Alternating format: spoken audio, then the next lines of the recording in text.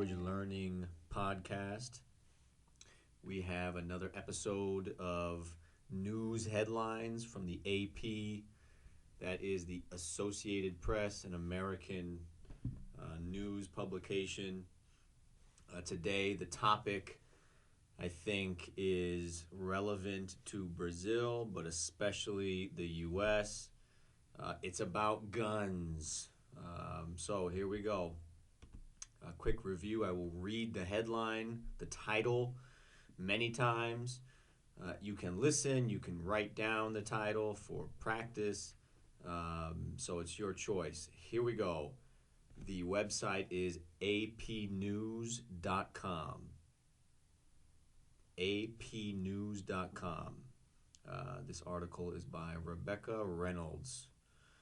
And Reynolds does not have the same letters as the pronunciation. Reynolds. Rebecca Reynolds. Here we go. The headline. Permitless carry laws and I've already fucked it up. Okay, from the top. Permitless carry laws raise new dilemmas for police officers. Permitless carry laws raise new dilemmas for police officers. Permitless carry laws raise new dilemmas for police officers. And more naturally, permitless carry laws raise new dilemmas for police officers. Permitless carry laws raise new dilemmas for police officers. And again, apnews.com by Rebecca Reynolds. This is from last year, October 29th, 2022. I'm reading this on the 19th of January, 2023. So this is an older article. The focus word, every headline, every episode, there is a word that we focus on in the headline. The reason I choose the headline is because of the vocabulary, not the topic, not the content. So the focus word or phrase is raise new dilemmas.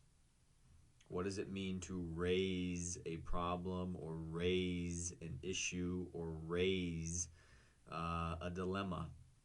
Permitless carry laws raise new dilemmas for police officers. In the next segment, we will go through and read. Actually, we'll do that right now. So I will read to you the intro sections from the article. Here we go, to give some context. From Louisville, Kentucky, police saw Carmen Tussey walking briskly toward a crowded Louisville bar carrying a semi-automatic weapon. With people running away, police officers moved in, service weapons drawn. They put the 26-year-old in handcuffs and confiscated his gun. Tussey was later charged with terroristic threatening, wanton endangerment, and disorderly conduct, prosecutors said, and could face up to 20 years in prison. His lawyers say he was engaged in perfectly legal behavior in the incident last year, raising a relatively new legal argument in the United States that now stands before the courts to settle. That's because Kentucky made it legal in 2019 to carry a gun in public without a permit, joining what is now a majority of states with similar laws. Many celebrate the end of the bureaucracy erected around what they consider every American's constitutional right to carry any firearm they want. But permitless carry laws have created a dilemma for officers working the streets. They now have to decide, sometimes in seconds, if someone with the right to carry a gun is a danger. Kentucky is one of the states that allows a citizen to open carry, meaning it is perfectly legal to walk down a public street carrying a loaded gun out in the open, said Tussie's attorney Greg Sims. So that is all we will read today from the article. There's more. There's a lot more. Again, I never read all of the article for a few reasons, but I think the main reason is it's too much. It's too much. It's too much. So the next segment we will have a breakdown, a review of some of the vocabulary, the focus word, of course, and other vocabulary only from the sections I was reading. I'll catch you in the next segment.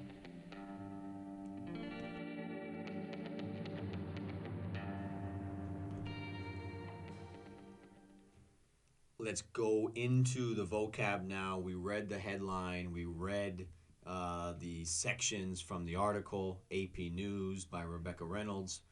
Permitless carry laws raise new dilemmas for police officers. This is a topic that is a little bit familiar to Brazilians. I think just guns and weapons and arms, right? Armas.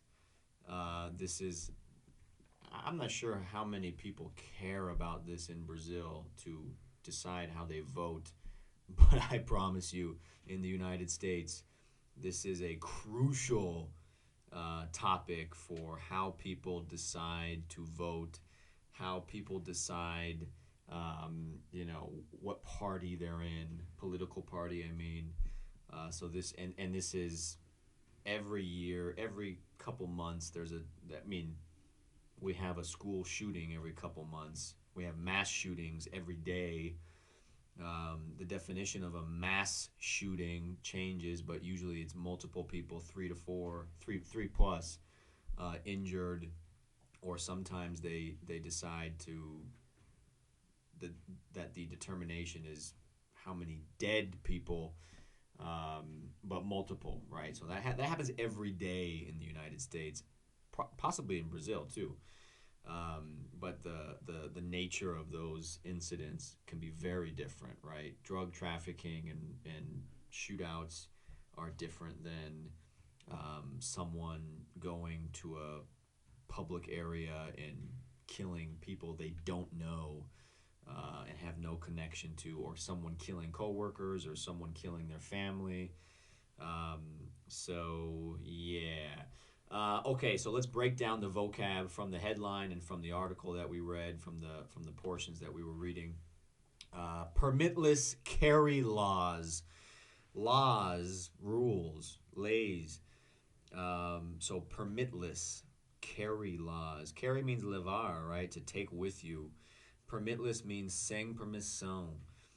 So permitless carry is a specific reference to having a gun on you and you don't need a permit. You don't need the permission of the government to carry it with you. This is different than having a gun in your house. This is different than having a gun in a secure location. No, carry. Permitless carry laws, meaning you can carry it with you without a permit. And not just not having a permit on your body, but you don't need a permit to get the gun and to carry it with you. So this is a legal term. It's a little bit different depending on each state, but permitless carry laws raise new dilemmas for police. Being able to carry a gun, uma arma, sem permissão. What's next? To raise an issue, to raise a problem, to raise a dilemma. And that's from the headline. Permitless carry laws raise new dilemmas for who? For all of us, but for police officers is from the title. To raise a problem or issue or dilemma is to create, right? It creates, it causes a new dilemma. For a person, right? If a person raises an issue at a meeting, That would mean to communicate or express that something is a problem, that something is problematic, an issue, asunto. Levantar questão, right? But for permitless carry laws, this is a law, is not a person, so it's not Right. communicating an issue. It is doing something different. It's creating, it's causing an issue. So that's what it means when a law or something raises a problem or raises a dilemma. Um, to have a weapon drawn. This is from the intro to the story, not the title. This is, I believe, the first sentence, the second sentence. With people running away, police officers moved in, service weapons drawn. This is one of the things that for me was a big culture shock in Brazil. Seeing police officers always have weapons drawn when they show up or when they arrive at a place. The first time I noticed this, I was playing basketball in Sumaré, by the Metro Sumaré. There's a little park, Zilda Natel. It's a very small park with a basketball court. As I was leaving, police officers were arriving. I don't know why, but I watched them get out of the car and immediately, this is without a big fight or there's nothing really. I was at the park, so there was nothing really happening at the park, but they were called for some reason. Immediately when they got out of the car, both officers reached to their gun and pulled it out of their holster, of the thing they use to carry their weapon, their firearm, their gun. That was shocking to me. I mean, in the U.S., police officers do not take out, police officers do not draw their weapons like that. No, no, no, no, no. They're not supposed to, right? What I'm saying is very white privilege. Depending on who you are, what you look like, and the reason the police are responding in the U.S., and every state is different, I know that. Police officers may take out their gun immediately, but generally, if they show up to a location like a park where there's kids and just people living their life, um, they don't immediately pull their gun out, right?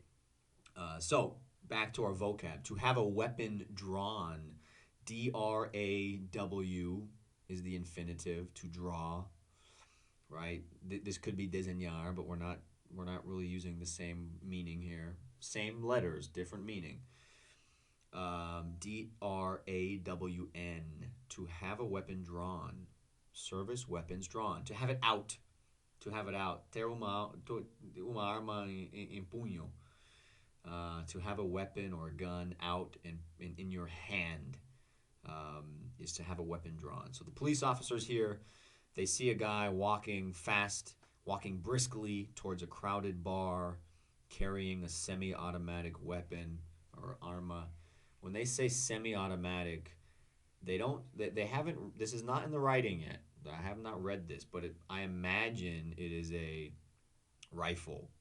Why do I imagine that? Well, because first in the United States, it's illegal to buy a automatic weapon. So the question, there's no automatic weapons in the public, or at least there's not supposed to be.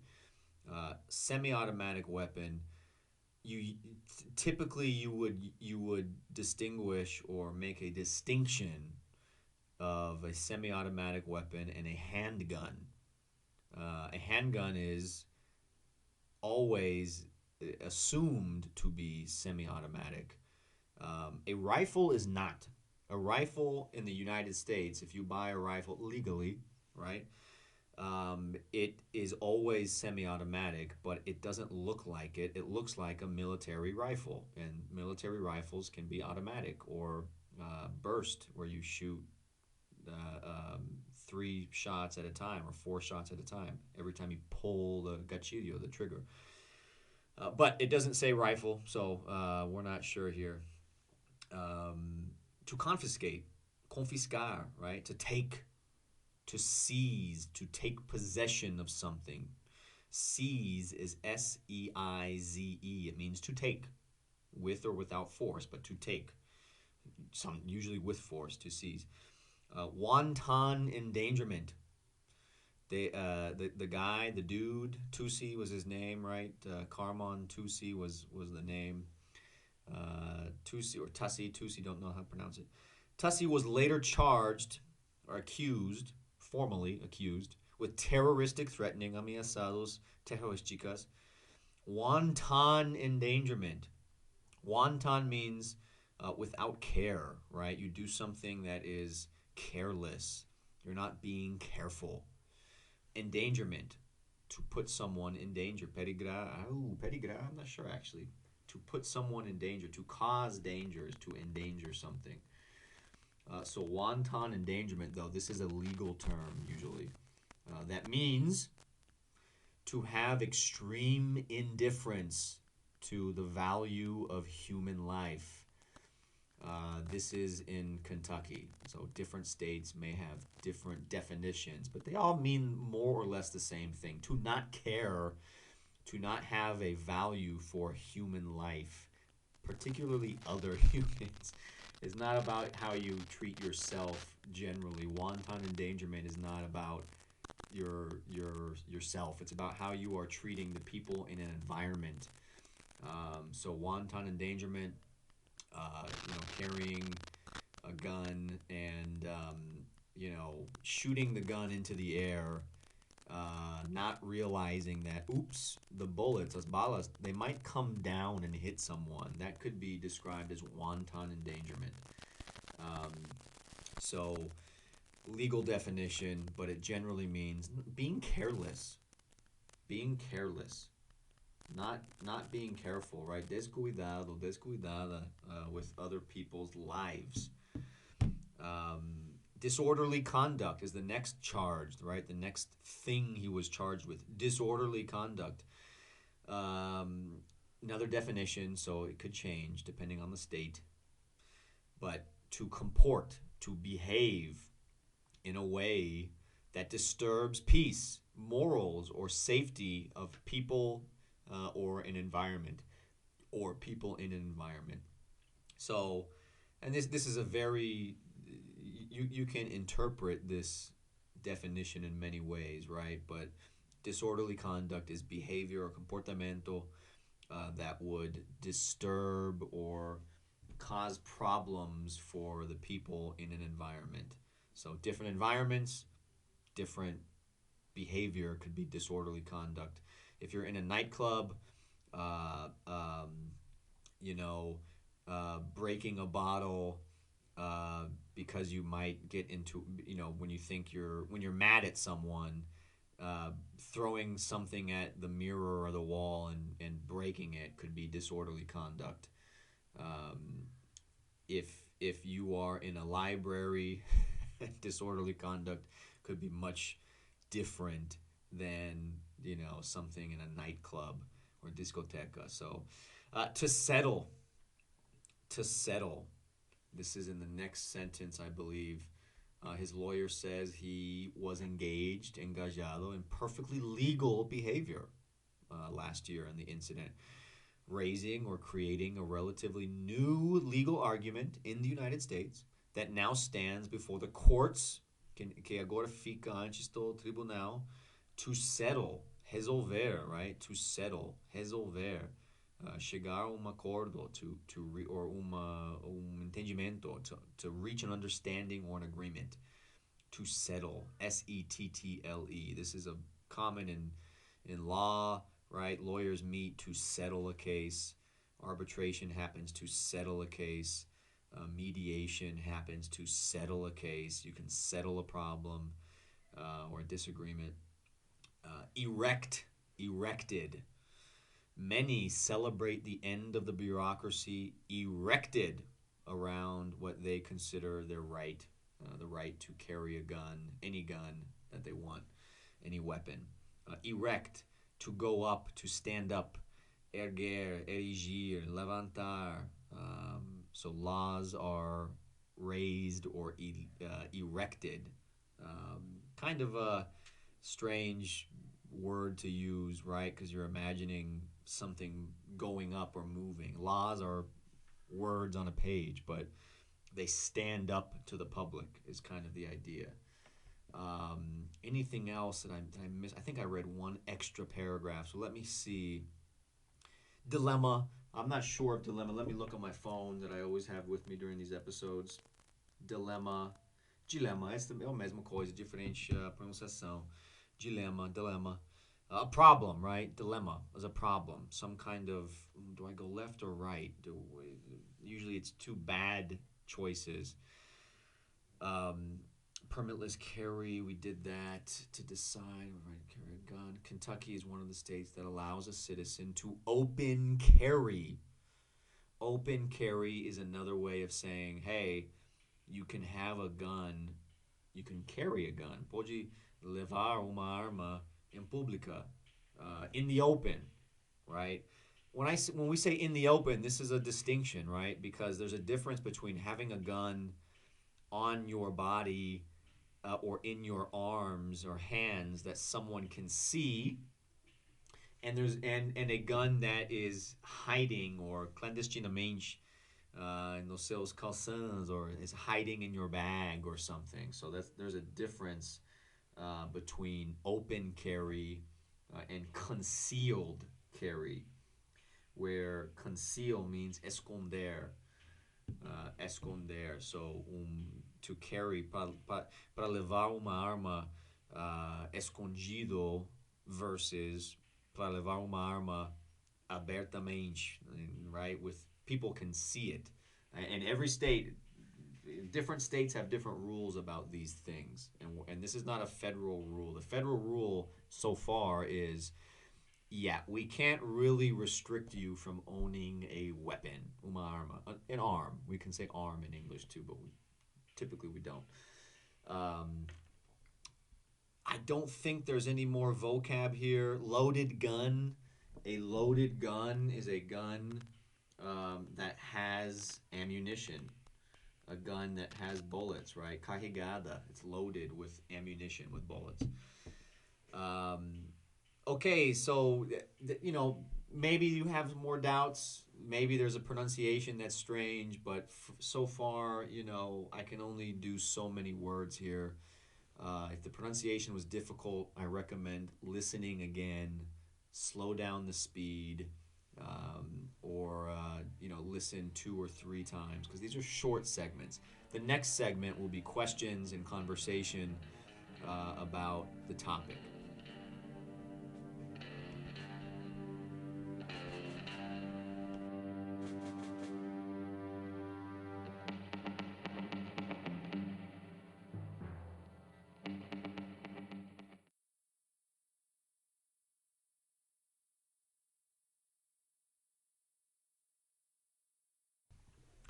Hello, we are in our final segment of the episode on permitless carry laws, raising new dilemmas.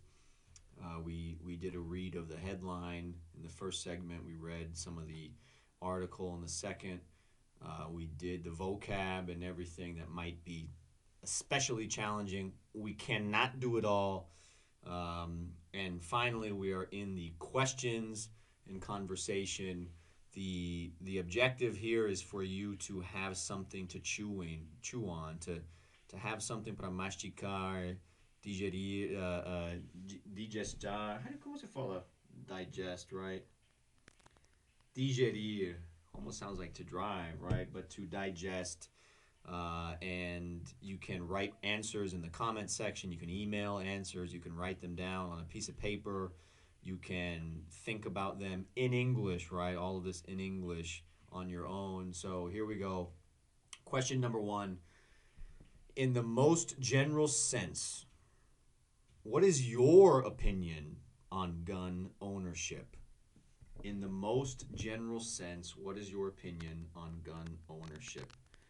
In the U.S., we, infamously or famously have the ability, the right to own guns federally. Every state has different rules about restrictions on guns, and the federal government too. For example, the federal government tells the country you cannot own automatic weapons. There's a ban on automatic weapons. It's a congressional law, so that can change, but that is one interpretation. There are some states where you can have a gun, but it has to be locked up or secured at home in a box with a lock. Some places you can have a gun on your body, right, in your pants. But in the open, right, abertamente. Some places have rules where you can have a gun clandestinamente or escondido no sua, na sua pessoa, like on your person, on your body, hiding, clandestine. So, but just generally, Brazil, different place, different rules on guns. More in some places, more violent crime. In some places, less violent crime, gun crime. So, you, the Brazilian, or someone else who may listen to this who's not Brazilian, but the Brazilian person, in the most general sense, what is your opinion on gun ownership? No sentido geral, o que é o seu opinião na propriedade das armas? Number two, do you have any desire to own or possess a gun? Se você tem alguma vontade de possuir uma arma, do you have any desire to own a gun? And if you do, why? Why would you like to own a gun? What's the motivation? Protection, collection, sport, enthusiasm. So what is it? And if not, if you don't have any desire, I don't have any desire to own a gun, what is your reason? Fear, indifference. Personally, me, do I have a vontade? Do I have a desire to own or possess a gun? I do. I actually do. I'm a very progressive person on a lot of topics on gun ownership, na propriedade das armas. I am also progressive, but if I'm being honest, I have a desire to own a gun. I grew up watching Western films, cowboy films, playing violent video games. I think guns are interesting and part of my understanding of American history, and I think they are cool. That's my analysis. They're cool, and I want one. It's nothing more in depth than that. I would like an old Western gun, a gun from World War II. Vietnam. Yeah, but not for protection. Just for enthusiasm. If you learned that everyone in the room you are sitting in had a gun, do you think you would feel safer or less safe? Se você aprendesse que todo mundo no quarto que você está ficando tivesse uma arma, você acha que você sentiria mais seguro or segura or menos seguro segura? So, what do you think? Do you feel, do guns around you have an impact on your safety or your perception, your perception of safety? If you're in class, if all the students had a gun, do you think you would feel safer or less safe? If you're in a bar at night after work, everyone has a gun, do you think you would feel safer or less safe in this situation? Se você aprendeu que todo mundo num quarto, lugar, ambiente, você estava ficando, tivesse uma arma, você acha que você sentiria mais seguro ou menos seguro ou sem uma mudança? Continuing, if gun ownership existed in your country, Brazil, what rules or regulations would you propose or prefer or be in favor of? Se a propriedade das armas existisse no seu país, no Brasil, quais leis, quais regras, regulações você um, preferia para ter no país? So again, what rules would you prefer, right? Brazil does have legalization of guns, but it's limited. It's specific circumstances. The U.S. it's more open. There's not as many obstacles to get a gun in the United States. In Brazil, there are. You have to take a psych evaluation and exams. I think perpetually, right? Em perpetuidade. Não só uma vez, mas com frequência você tem que provar que você está not mentally insane to own a gun. But so, what rules or regulations do you think are appropriate for a place that has gun ownership? Again, nós estamos discutindo do propriedade das armas. E nessa pergunta, nessa questão, estamos discutindo as leis, regulações e regras da propriedade das armas. The next question. Is gun suicide a reasonable motivation to restrict gun ownership in a country that permits or allows guns? Is gun suicide a reasonable motivation to restrict or diminuir gun ownership in a country that allows guns? So in the U.S., people always talk about school shootings. People talk about gang violence, right? Drug trafficking and crime-related gun violence. But the biggest cause of gun death in the United States is not school shootings. It's not random violence, violencia aleatorio. It's not gang violence. It's suicide. And is that a reason to restrict other people, right? People who have guns. Hey, you can't have a gun anymore. Why not? Because of gun violence. Well, most of it is people killing themselves. So what do you think? Is that a good reason to tell other people, hey, you can't have this thing because some people will use this thing to kill themselves, to commit suicide. So we're going to take yours. What do you think? My opinion here, yes. Yes, it is. It is a reasonable motivation to restrict gun ownership, not ban gun ownership, but restrict it. And, like the previous question, depending on the restrictions, right? Some are too far, some are not far enough. And finally, our last question, would you ever consider owning a gun? Why or why not? Se você consideraria,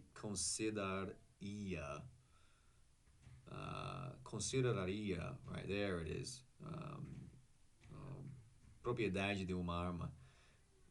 Se sim, por quê? E se não, por quê? Por quê não? Would you ever consider owning a gun? Why or why not? Kind of related to the second question, but would you ever consider owning a gun?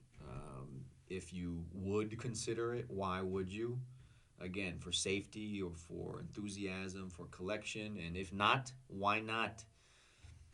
That is our piece today. There's always more to say about guns and gun ownership. This episode is already too long, but there will be more coming. Some headlines and also some unpopular opinions about guns and gun ownership. It's always a hot topic in the United States. Lots of people die from guns in the U.S. every year, mas está diminuindo, geralmente, né? Também muitas pessoas estão cometendo suicídio com armas. E também temos pessoas que andam numa escola e quer, por alguma razão, matar muitas crianças com armas. It's a very complicated issue. It's not black and white, but the trend is general. Guns kill people. So that part is not complicated. I hope you enjoy the episode of the English Language Learning Podcast, and you leave a review or comment or whatever the hell you like. Criticism.